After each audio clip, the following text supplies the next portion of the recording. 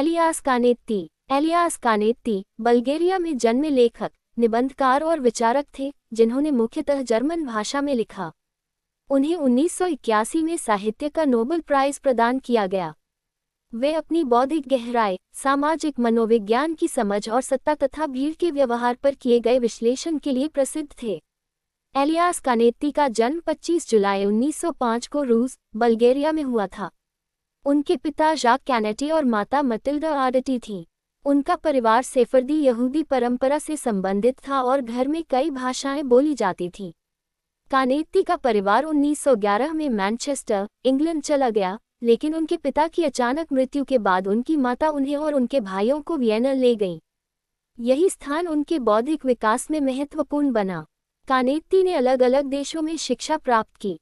उन्होंने university of Vienna में रसायन विज्ञान का अध्ययन किया और 1929 में केमिस्ट्री में डॉक्टरेट प्राप्त की।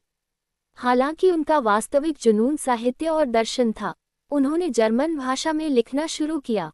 उनका सबसे प्रसिद्ध उपन्यास डाई ब्लेंडिंग 1935 में प्रकाशित हुआ। इसमें एक विद्वान व्यक्ति और उसके आसपास के समाज के माध्यम से आधुनिक समाज की मानसिक विकृतियों, अलगाव और कट्टरता का चित्रण किया गया है। कानेत्ती की सबसे महत्वपूर्ण गैर कथात्मक कृति क्राउड्स एंड पावर, मैस एंड मैक है। यह 1960 में प्रकाशित हुई। इसमें उन्होंने भीड़ के व्यवहार, सत्ता, भय और मनुष्य के सामूहिक मनोविज्ञान का व्यापक अध्ययन किया।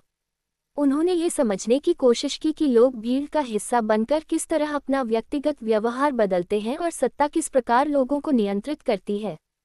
नाजीवाद के बढ़ने के कारण कानेत्ती को यूरोप में गंभीर खतरे का सामना करना पड़ा। वे 1938 में ब्रिटेन चले गए और जीवन के बाद के वर्षों का बड़ा हिस्सा इंग्लैंड में बिताया। उनके साहित्य पर यूरोप में बढ़ते फांसीवाद और यहूदियों के उत्पीड़न का गहरा प्रभाव पड़ा। उनकी महत्वपूर्ण रचनाओं में ऑटो डा फे, crowds and power, the tongue set free, the torch in my year, the play of the eyes शामिल हैं। उन्होंने आत्मकथात्मक लेखन भी किया, जिसमें यूरोप के विभिन्न शहरों में बिताए बचपन और युवावस्था का वर्णन मिलता है। 1981 में एलियास कानेत्ती को साहित्य का नोबेल प्राइज मिला। नोबेल समिति ने उनकी रचनाओं में व्यापक दृष्टि, विचारों की समृद्धि और मानवीय अनुभवों की गहरी समझ को सम्मानित किया।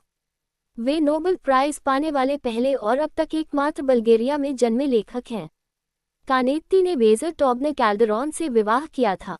वे स्वयं भी लेखिका थीं और उनके साहित्यिक जीवन में महत्वपूर्ण भूमिका निभाती थीं।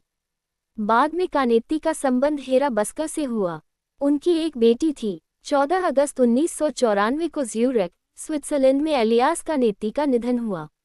एलियास कानेत्ती की सबसे बड़ी साहित्यिक उपलब्धि ये थी कि उन्होंने भीड़, सत्ता और मानव मनोविज्ञान के संबंध को साहित्य और सामाजिक चिंतन के माध्यम से गहराई से समझने का प्रयास किया। उनकी रचनाएं आधुनिक समाज में सत्ता और सामूहिक व्यवहार को समझने के लिए आज भी महत्वपूर्ण मानी जाती हैं।